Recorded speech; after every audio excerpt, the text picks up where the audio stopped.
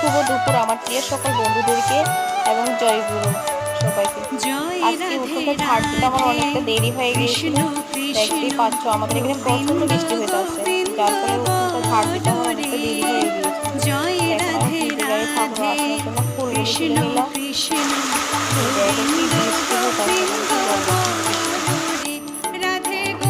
দেখো ঠাকুরের বাসনগুলো ধুয়ে নিলাম, ঘর আগে মুছে নিয়েছি, সবকিছু রেডি করে নিয়েছি। কত